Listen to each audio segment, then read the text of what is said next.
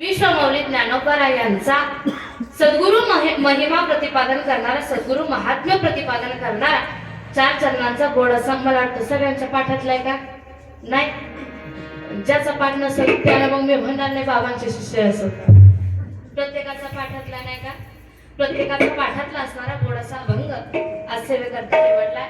खरं तर ज्या निमित्तानं तुम्ही आपण सगळे आज या ठिकाणी जमलो, सच्चिदानंद केरोबा महाराज यांच्या कृपाशीर्वादाने सद्गुरु दयानंद माऊलींनी आपल्याला जी परंपरा, जो पायविण्य घालून दिलाय गेल्या कितीतरी वर्षांपासून आपण या सराड क्षेत्रावरती जमून एकादशी, दर 15 दिवसाला येणारी एकादशी साजरी करतोय. मला वाटतं बाबांचं ही एकादशी साजरी करण्यामागं किंवा ही परंपरा घालून देण्यामागं हा उद्देश, सोप्यात सोपा उद्देश हा असावा की आपल्याला निदान आठवड्यातले 14 दिवस जरी देवाचा विसर पडला तर 15व्या दिवशी निश्चितपणे हरिपाठाच्या निमित्तानं, नामसंकीर्तनाच्या निमित्तानं, कीर्तनाच्या निमित्तानं, एकादशीच्या निमित्तानं कोणाला पण देवाची आठवण येईल. आणि इतकी सुंदर ही परंपरा गेल्या कितीतरी वर्षांपासून मला वाटतं अगदी बाबा तुम्ही सगळ्यांनी मला इथं पाहिलं असेल, मी एवढूशी होते तेव्हापासून इथं एकादशीचा सोहळा मी माझ्या डोळ्यानं पाहिलाय. आणि त्या बाबांची, सद्गुरूंची, सच्चिदानंद केरोबा बाबांची इतकी कृपा माझ्यावरती नव्हे, माझ्या आई वडिलांची पुण्याही सुद्धा. आणि आज पुन्हा मी इथं येऊन ते हरिपाठामध्ये नाचायचे नाही, हिसुमी भाऊन ते असे समोर नाचायचे आणि मी त्यांचं पाहून कसं बसू तोडकं नाचायचे. आज तिथून इथं येऊन मला सेवा करण्याची संधी मिळते आहे.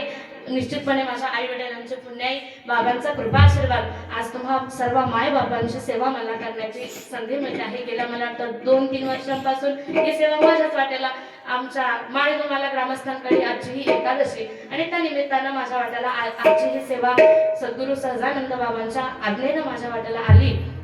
खरं तर आजच्या संकीर्तन सेवेकरता उपस्थित तुम्ही सर्व मायबाप, शत्रुजन वर्ग, सर्व ज्येष्ठ कीर्तनकार, प्रवचनकार, गायक, वादक महाराज मंडळी, याहूनही उच्च स्थानावर तुम्ही सगळी असणारी नामधारक महाराज मंडळी, नामधारक साधक मंडळी, मला वाटतं या ठिकाणी क्षेत्रावरती, या सराड क्षेत्रावरती आल्यानंतर मला उच्च कोटीचा किंवा उच्च स्थानावर असणारा कुणी साधक कुणी जर वाटत असेल तर माझ्याही पेक्षा नव्हे, इथे येणाऱ्या कोणत्याही कीर्तनकारापेक्षा उच्च स्थानावर इथला प्रत्येक नामधारक आहे.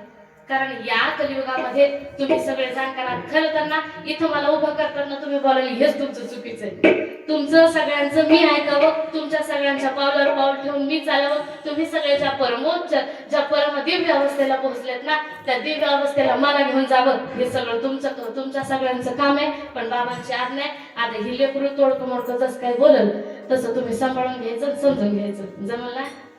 तुम्हा सर्व बाबांच्या चरणावरती नतमस्तक होते. आणि विशेष म्हणजे बाबा ज्ञानानं, वयानं, मानानं, अनुभवानं परमोच्च स्थितीला, परम अवस्थेला पोहोचलेले, तरी मात्र लेकराच्या कीर्तनामध्ये उदाहरण बसले. बाबांच्या चरणावरती पुन्हा पुन्हा नतमस्तक होते. सर्वच महाराज मंडळी या ठिकाणी उपस्थित आहेत. सर्वांच्या चरणावरती नतमस्तक होऊन सद्गुरु दयानंद बाबांच्या चरणावरती नतमस्तक होऊन परमपूज्य संत स्वामी कृपी महाराजांच्या चरणावरती नतमस्तक होऊन सेवेला प्रारंभ. विठ्ठल विठ्ठल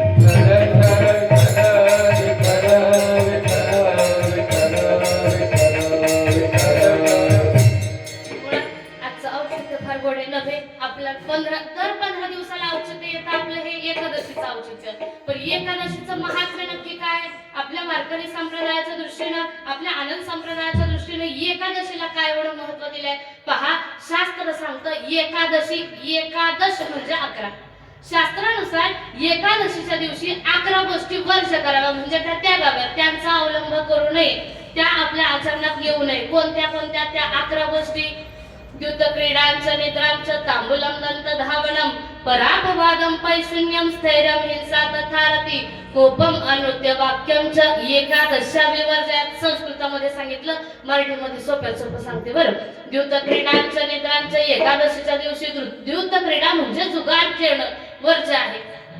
खरं तर एकादशीच्या दिवशीच नाही, वर्षभर आयुष्यभर जुगार खेळणं वर्जच आहे. पण चुकून एखादा खेळत असला तर एकादशीच्या दिवशी खेळू नाही.